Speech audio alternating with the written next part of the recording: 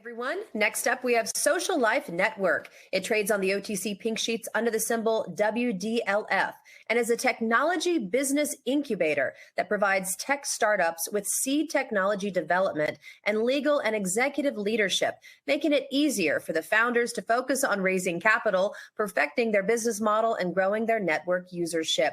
Please welcome its president, Todd Markey, and CEO, Ken Tapp. Welcome, gentlemen. Well, thanks for having us today. And for all of the folks tuning in, thanks for taking some time out of your day. Yeah, we look forward to your presentation. Excellent. Well, let's see. If you're not familiar with Social Life Network, we are a technology business incubator, or TBI for short, as you had just mentioned there. And a tech business incubator is a type of business incubator that focuses on supporting startups, which of course use modern technologies as their primary means of innovation. Tech startup can have a brilliant idea and solve really big problems, or even have an excellent utility in any industry. Really, we focus on niche industries, but growing that company through an exit strategy is an entirely different ballgame. And of course, as a founder of the company, we really focus on being able to support these tech entrepreneurs. Todd, maybe take a second to explain that. Yeah, well, oftentimes, Ken, of course, you've got tons of experience with this, but, tech entrepreneurs really struggle to execute their business plans, commercialize some of their ideas. And, really just a lot of these individuals don't have the expertise and the experience to start, grow, and then really take their business towards a liquidity event, which could either be taking the company public or having it acquired through a merger or an acquisition. And this is really where we come in as an incubator to provide some of this expertise, experience, relationships, access to the capital that they need, and really all of the tools that they need to further their business. No doubt. I started the company. Todd has joined me over the last, almost 3 years ago now. But when I started the company almost 9 years ago, the reason really came from the fact that I was an angel investor in over 20 companies prior to that. I know I might not look that old, but I've been in the tech space now for going on 30 years. And of those companies that I invested in, I had been pitched by hundreds of founders of tech startups that had these really great ideas. But when the question was asked, they never had the right answer for how do you get that company from this great idea to an emerging growth company that can then exit, so that at that time, myself as an investor could make money. How do investors make money and get out of the company potentially through an exit strategy? And so maybe this is where we start out, Todd. Let's get going through the deck here, and then we can answer some questions at the end of the presentation here. Yeah, sure. Well, let's get started. For everyone who's got the deck up in front of them, as you can see, Social Life Network, as Anna said, trades under the ticker symbol WDLF. And as we mentioned prior, Social Life's model is as a technology business incubator, or TBI for short. We provide tech startups with seed technology through SaaS agreements, which is software as a service agreement, legal guidance, executive leadership. And what we do there is we make it easier for these founders to raise capital, perfect their business model, and keep on growing their usership and growing their businesses.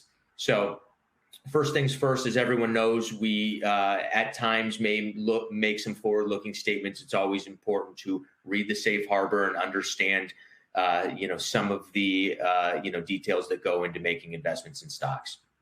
Todd, I'm going to leave this up here for just a minute because, we're a unique type of company, certainly on the OTC markets. And from our own research, we are the only tech incubator that's publicly traded. And if you're not really familiar with kind of the revenue and the model behind how a company like ours grows, it's certainly a long play, because we bring companies into our tech incubator that then have to get to those liquidity events. And those liquidity events, in my 30 years of experience in the tech space, really focuses on timing.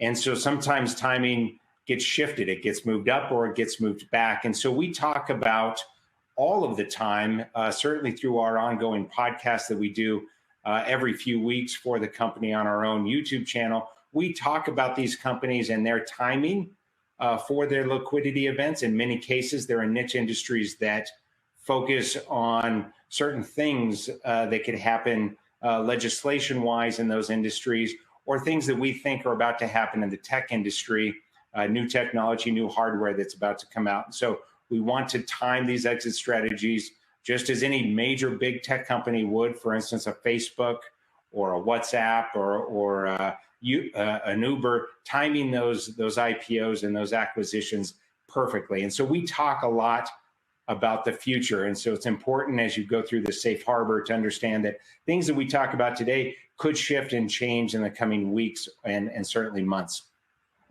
So let me do a quick overview on the company and how we make that money. Again, if it isn't clear yet, what we do is we support these tech startup companies. They oftentimes will come out of an accelerator program. We are going into 2022, and we're going to focus more on strategies that bring in additional companies from other accelerator programs. We like accelerator programs because they usually work through basically a workshop. They bring these companies up through that first 90 or 120 days. They help raise that seed capital. They help those companies and those founders really understand all of the ins and outs that they're not focused on building that company, from setting up the accounting structure properly, building sales and marketing. How do you get integrated into associations in different niche industries and that sort of thing, so that you're there to stay long term, and those industries become very dependent on your company and the technology. And as we get through those liquidity events, we take a 15% stake in each of those companies. There are a lot of accelerator programs and tech incubator programs out there that take about half of that, but we put forth a whole lot more effort and time than they do to get these companies to the liquidity event, because this is really where we're focused as a company on making money and creating greater value in our own company. Also important to know that along the way, we make a 5% cut on, or I should say we add a fee, a 5% on their profits. This doesn't go away, folks. We've actually had some questions come in to us from shareholders, existing shareholders, thinking that 5% drops off as soon as that liquidity event takes place. That's not the case. They are dependent on our platform and our system, and of course the arrangement that we make with the agreement, and so therefore they have to continue to pay the company 5% until they would potentially go out of business. Now, the technology platform that we provide as part of our seed technology, it is social network based with an e-commerce system built into it. So we call it an e-marketplace that is now supporting Ethereum tokens. In fact, we just launched our own Ethereum token, but it has been supporting Ethereum tokens because we built it on the blockchain for the part of the system that really tracks and helps the AI become smarter in connecting people together on that software. I won't get into the nuts and the bolts of the software in this presentation, but certainly tune into our podcasts that we do on a regular basis and visit our website to learn more about that. We do focus on a number of different industries, which is going to expand as we get into 2022. Those industries are sports, real estate, and the cannabis industry. Right now, we have moved into travel, and we'll continue to, like I said a second ago, get into some additional industries we might talk about in the coming weeks. So make certain that you tune in to our podcast. And Social Life Network, as I mentioned a few minutes ago, did launch our own token. It's the WDLF token on the Ethereum blockchain. We are actively working on an ICO, a registered initial coin offering, with the SEC, so it's done right.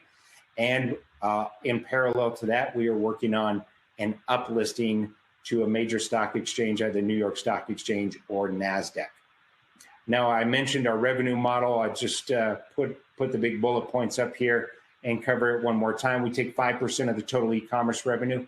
5% of the total digital subscription service revenue, and 5% of the total ad revenue from our licensees. And then we have that 15% stock position in their company as they reach an IPO or liquidity event. In other words, our setup, our company is kind of the gift that keeps on giving. As we continue to bring more and more companies through our program, it continues to add more and more value to our balance sheet, and then therefore shareholders increase the value of their position in the company. So let me just briefly go through a couple milestones. As we mentioned at the very beginning, we had started the company almost 9 years ago. In fact, it will be 9 years this January. It took us about a year to build out the technology and really get our business model fine-tuned. And when we had launched that technology in the first company, which is in the cannabis space. That company is MJ Link. It is planning its own IPO through a Reg A Tier 2 initial public offering. Right now, it's going through that process. It is timing that around legislation reform with the U.S. government at the federal level. And it has 4 different kind of divisions, if you will, 4 different networks within it. One is business to business. The other one is for investors connecting with C-suite executives. Then one for the CBD industry and one for caregivers and patients in the cannabis industry. Todd, I'm going to hand it off to you so that you can go through and finish up kind of the milestones and what we're focused on here in the future as we approach 2022. Yeah. Well, one of the things that Ken had alluded to earlier is all of the expansions that we have made into our incubator that have come through our accelerator program. And really over the last, let's call it 5 or 6 years, we've added 9 additional niche social networking tech startups to our tech incubator that have targeted consumers and business professionals in the real estate business, space industry, hunting, fishing, camping, and RVing industries, racket sports, soccer, golf, cycling, motorsports niche industries, and with a few more that we have planned, in the coming future months and into 2022. So these social networks incorporate, as Ken mentioned earlier, state-of-the-art e-commerce systems for retailers and consumers to buy and sell their services and their products directly through social networking platforms. And we're going to do this using fiat currencies and cryptocurrencies worldwide is where our networks are located. So as of Q4 in 2021, 3 of our 4 licensees, MJ Link, Like RE, and HuntPost, have begun preparing for their initial public offerings. So they're getting to that stage where they're reaching their potential liquidity events. And in 2022, we aim, and we have been preparing for a long time, to put Social Life Network in a position to be able to uplist to a major exchange like the New York Stock Exchange or NASDAQ, as well as being prepared to properly conduct an ICO with all the proper registrations with the SEC for our WDLF token. So a lot of exciting things that we've been working on, and we're just kind of at that stage where we're going to be recognizing some of our hard work. I'll add to that, if you've been tuning into the last few podcasts that we've done over the last month, we have talked about going into 2022 with a few adjustments with our company, great adjustments, and that is a name change from Social Life Network to Decentralife. We began a few years ago a concept that has now been launched into a project this past summer, which is the Decentralife project. It is to take our seed technology, the parts that we offer, in addition to all of the other things in our tech incubator that we offer to these companies that come into our program. And that technology needs to evolve, as it has been for the last 9 years since starting the company. And our belief is that the best evolution of that technology is to decentralize it, to bring it into smart contracts, to have it completely blockchain driven. And through the process of doing that, we are going to acquire other companies in the blockchain space that will then come in with their own features and tools and such that can be added into that platform so that our existing social network and e-commerce system can really blossom into so much more, so many more tools in the decentralized or the DApp, DAPP space moving into the future. We are wholeheartedly focused on the next decade of decentralization of existing cloud-based systems.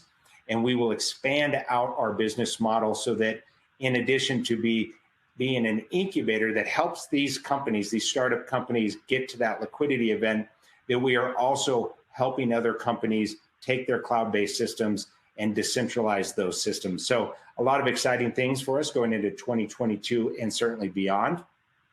I'm going to talk a little bit about my background so that you understand where I came from. How did I get to this point? Well, gosh, almost 26 years ago, I had started with this little tiny company that eventually went online. We were a software company at the time. We went online as Realtor.com, went public in 1999, learned an awful lot about taking companies public, but even more importantly, acquiring companies. We acquired over 120 companies within about an 18-month period after going public.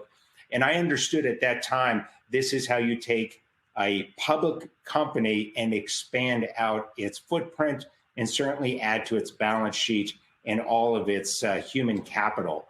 And so this is what we focus on. It's really part of our entire model here, as you can probably arrive at being a tech incubator, being able to really bring founders and technology and developers and these niche industries all together so that it becomes a bigger, more cohesive system.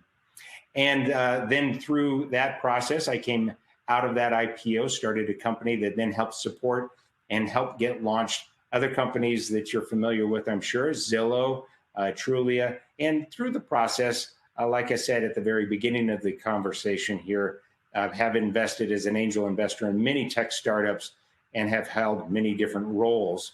Certainly have a background in going public and a background in the OTC exchange, NASDAQ and New York Stock Exchange. We've got a great board of directors. I'm not going to get into everybody's details like I just did with my own because frankly, I just wouldn't do them credit. They are all very extremely successful in their own right.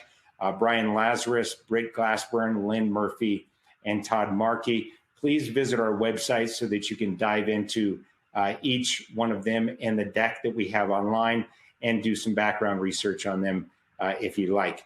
I'm going to wrap up right there, Todd, and why don't we see if there are some questions that we can answer for folks that maybe we didn't answer or cover during the presentation. Thank you, gentlemen. Yes, we've got lots of questions for you. Let's jump right in. Okay. So Grant Harrington asks, how does your fee structure work? Are there different tiers? And is there anything stopping you from working with public companies, cryptocurrencies, and receive stock or the company's own crypto as payment? Yeah, maybe you were a fly on the wall in a conversation we were having just about an hour ago or so, but there isn't a tiered structure. It is a flat 5%. As I mentioned in, I think it was slide 4. In fact, no reason to sit on this slide. I'll just bring that slide back up so that you can look at that. And yes, as we move into 2022 and start to execute our model of rolling up other companies, helping other companies update their own systems to decentralized systems, and focus on our own uplisting, we are looking at bringing in revenue that won't just be fiat currency, but cryptocurrency from different customers and TBI licensees, especially if those TBI licensees are in the altcoin space or NFT space, which is where we are also focused on helping companies through our TBI program and through acquisitions. I hope that answered your question. If not, certainly reach out to us and elaborate on your question. Thank you for that. Murat Aksu asks, tell us what happened to MJ Link. Maybe I don't understand the question. MJ Link is in the process of doing its own IPO, and that IPO is timed with, and has always been timed with, the federal reform of marijuana laws.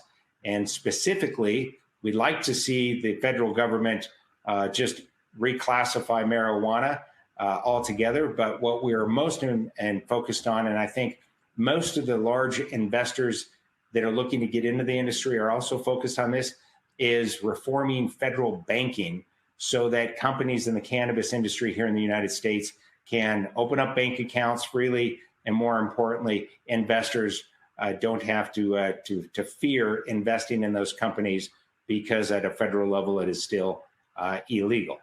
So maybe that answered your question, but if not, again, reach out to us and you can elaborate on that question. Okay, thank you. Anthony Burgess says, do you get involved with investment banking or provide more structure and administrative expertise? We're starting to. I think that the only reason I'm hesitating as I start to say that is that we haven't 100% committed, but we with investment banks, but we are very focused on having that be a significant part of our model as we get into next year. And so folks will just have to stay tuned in on that. Okay. Lena Shelton wants to know, how many companies can you work with at a time? And how do you get the bulk of your clients? And what can you do to scale laterally in terms of new clients? Well, in fact, we do focus on an annual basis, bringing more companies into the tech incubator, only that we feel the timing is right within the next few years for them to reach that liquidity event. As I mentioned earlier in the presentation, as we get into 2022, we're going to really expand that out. And it won't just be from one accelerator program or whatnot. We're looking to partner with multiple accelerator programs. And so ultimately, we can expand laterally and vertically with our tech incubator and plan to. And Robert Walton wants to know, the 5% you get, is that in perpetuity, or are they able to cancel that at any time? No, they cannot cancel. That's ongoing, as I mentioned when we covered that slide just a little bit ago. Okay. Murat asks again, how much money can be raised in MJ Link pre-IPO? When he purchased shares, they told us the next offering would be $5. He doesn't believe that happened. Okay. Well, this is an ongoing process. So certainly he needs to tune in to what we update MJ Link shareholders on, because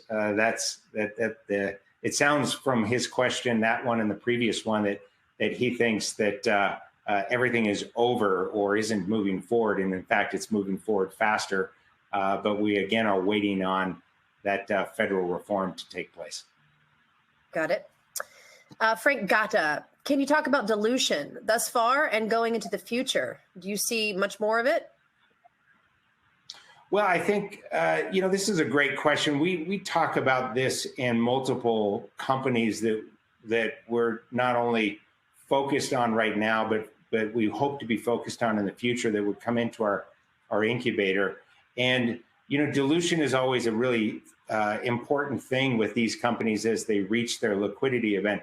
Certainly, anytime a company finally gets public, if that turns out to be the liquidity event, dilution is how those companies continue to raise money and grow. A company doesn't aim to go public and then just stop there. It aims to go public so it can continue to expand, and hopefully at a much faster rate than it did prior when it was just a private company. And so, it just depends on the company, and it depends on the market size and how fast and how large that particular company can grow. As an example, we just talked about MJ Link, which is in the cannabis space. That's an annual, just in the United States alone, that's an annual marketplace of roughly $50 billion. But we have a company in the hunting and fishing industry that has an annual marketplace, a total market, available market of $887 billion. So, these two companies would be treated very differently with our advice on that type of dilution going into and going through their IPOs. Stacy Murphy wants to know if there's a plan to uplist, and if so, would a reverse split be required? Okay, Stacy, maybe you just are tuning in, but we've been talking about the uplist now for the last few minutes through the slide presentation. And we've been talking about the uplisting really for about the last 6 or 7 months on our podcast. We've been focused on an uplisting the day we actually went public back in 2016 and got on the OTC market exchange.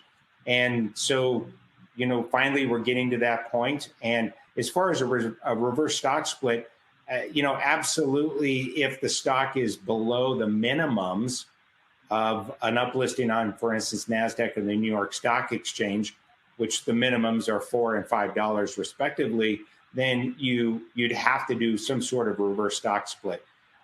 We're not concerned about that. I don't think our shareholders should be concerned about that, because our focus, and we've talked about this on our podcast as well, is that we really believe that we wouldn't do something like that until the stock price was up higher than probably 99.9% of all of our existing shareholders own the stock at, and so it wouldn't result in some sort of negative effect on those shareholders.